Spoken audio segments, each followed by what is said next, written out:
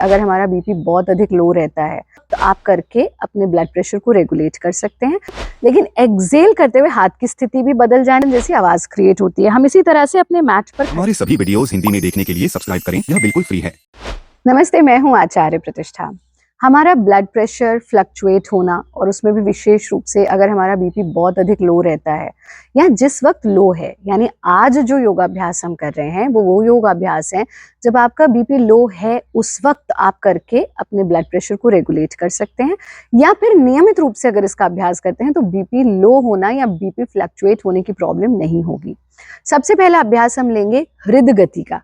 नाम ही है हृदय गति, हमारे हृदय को प्रभावित करती है, इसका मतलब है हमारे ब्लड प्रेशर को प्रभावित करती है। हृदय गति को हम सरल भाषा में इंजन दौड़ भी कह देते हैं, क्योंकि दौड़ते हुए इंजन जैसी आवाज क्रिएट होती है। हम इसी तरह से अपने मैट पर खड़े हो जाएंगे। अपने बाएं हाथ को पहले दोनों हाथों से मुट्ठी बना लेंगे, बाएं हाथ को सामने की ओर फैला देंगे और दाएं को ऐसे 90 डिग्री के एंगल पर ले आएंगे, यानी ऐसे नहीं रखना, ये 90 डिग्री का एंगल। अब जो हाथ फोल्ड हुआ है वही पैर फोल्ड हो जाएगा, वो भी ऐसे 90 डिग्री के एंगल पर आ जाएगा। और जो हाथ सीधा है वो पैर आपका सीधा रहेगा।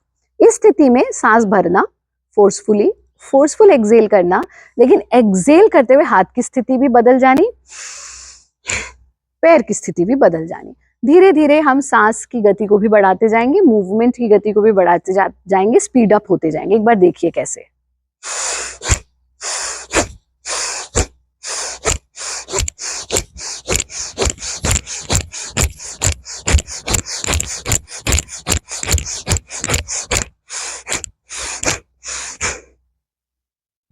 दोनों पैरों को खोल दीजिए, हाथों को मिला लीजिए, लंबा गहरा सांस लेना 3 बार। 3 बार ऐसा करने के बाद विश्राम में आ जाएं। हर अभ्यास के बाद रिलैक्स होना बहुत जरूरी है। इसका अभ्यास आप 3 रिपीटेशन तक कर सकते हैं। 50 एक्सलेशंस का एक रिपीटेशन, एक राउंड कर लीजिए, फिर आप 3 रिपीटेशन तक ले जाइए। दूसरा अभ्यास बहुत सरल है, ये इंस्टेंटली आपके ऊर्जा के फ्लो को अपवर्ड लेकर के आता है और आपके ब्लड प्रेशर को रेगुलेट करता है और लो बीपी के पेशेंट्स के लिए बहुत बहुत लाभदायक है। इसमें हम अपने दोनों पैरों को खोल देते हैं कंधों की चौड़ाई में। ये 2 आसनों का कॉम्बिनेशन है, यानी अर्ध चक्रासन और साथ में विभक्त हस्तपाद आसन। इसमें हम अपने हाथों को यहाँ टिकाते हैं यथा सामर्थ्य। अगर कमर में बहुत ज्यादा आपको दर्द है तो आप सिर्फ गर्दन को पीछे ले जाएंगे, लेकिन जिनकी कमर ठीक है वो थोड़ा सा पीछे झुक जाएंगे।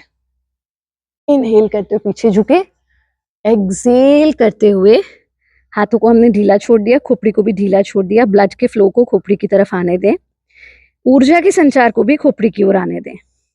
वापस आ जाइए।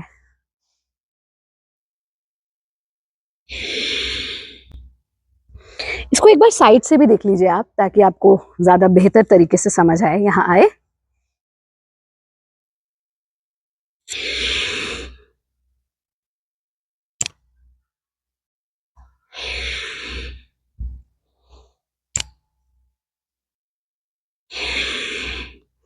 इसे आप 5 से 7 रिपीटेशन तक कर सकते हैं। ये 2 अभ्यास नियमित रूप से करें, ईश्वर प्रणिधान करें और हमारा कार्यक्रम देखते रहें।